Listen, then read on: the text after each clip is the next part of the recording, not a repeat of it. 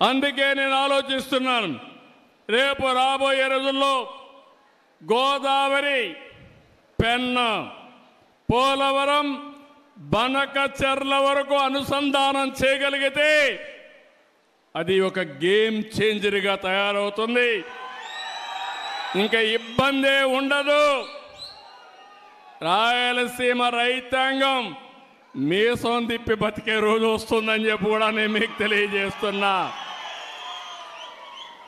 ఎందుకు ఈ మాట మాట్లాడుతున్నానంటే, డబ్బులు అవుతాయి, దగ్గర దగ్గర 80,000 కోట్లు కావాలి.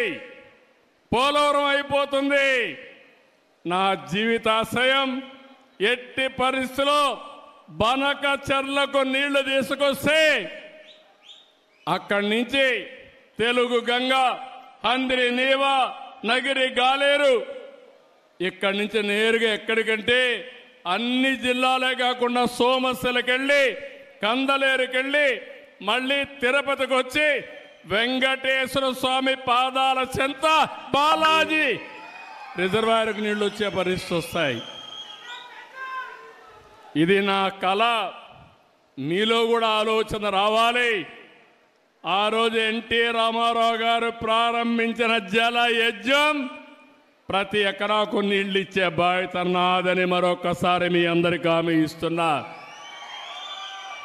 ఎట్లొస్తాయని కూడా మీరు ఆలోచిస్తే, పోలవరం నుంచి కృష్ణాకు వచ్చిన తర్వాత Nagar Sagar right main canal దగ్గర ఆ నీళ్లు తీసుకొచ్చి అక్కడ ఒక రిజర్వాయర్ కట్టి అక్కడి నుంచి ఇంకా ముందుకు తీసుకుపోతే ఏదైతే వెలుగొండ ప్రాజెక్టు ఉందో అక్కడ కూడా నీళ్లు ఇచ్చి అక్కడి నుంచి నల్లమలై ఫారెస్ట్ కట్ చేస్తే లోపల ఒక టన్నల్ వేస్తే నేరుగా బనకచెర్లకు నీళ్లు వస్తాయి.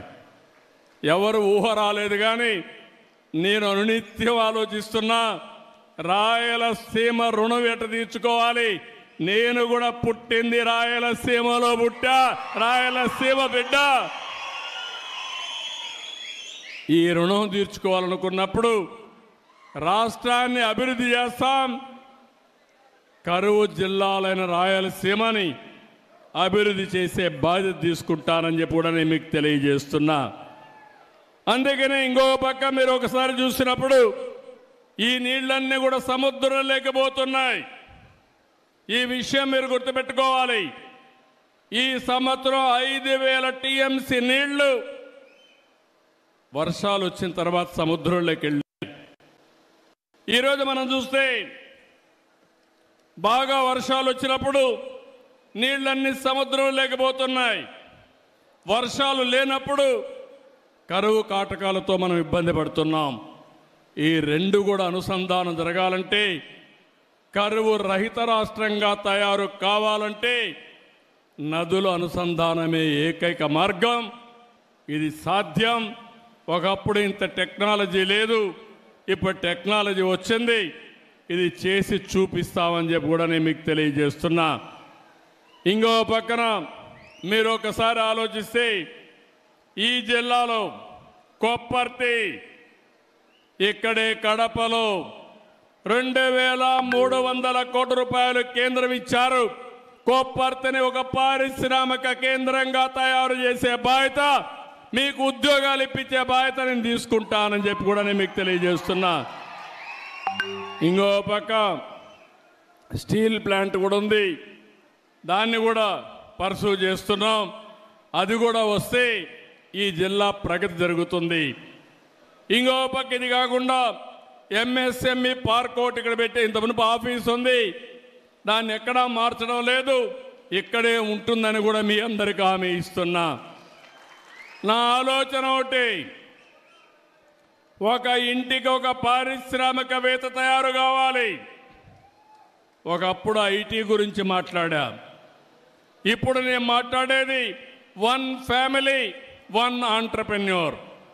ఒకప్పుడు ఐటీ, ఇప్పుడు ఏఐ, ఆర్టిఫిషియల్ ఇంటెలిజెన్స్. మీ ఫోన్లో మీరు ఏది కావాలన్నా, ఏ సజెషన్ కావాలన్నా తీసుకునే పరిస్థితి వచ్చేసింది. ఇంకా ఆఫీసుకు పోయే పని లేదు. ఈరోజే ఓపెన్ చేయాల్సింది. కానీ కొన్ని కారణాల వల్ల చేయలేకపోయాం. ఈ నెల చివరిలోనే వాట్సాప్ గవర్నెన్స్ తీసుకొస్తున్నా. మీ సెల్ ఫోన్లో మీకు ఏ పని కావాలన్నా ఒక మెసేజ్ పెట్టినా, మీరు మెసేజ్ పెట్టడం తెలియకపోతే మామూలుగా మీరు మాట్లాడినా మీకు ఆ పని చేసి పెట్టే బాధ్యత ఈ ప్రభుత్వం తీసుకుంటుంది. ఆఫీసులకు పోయే పని లేదు.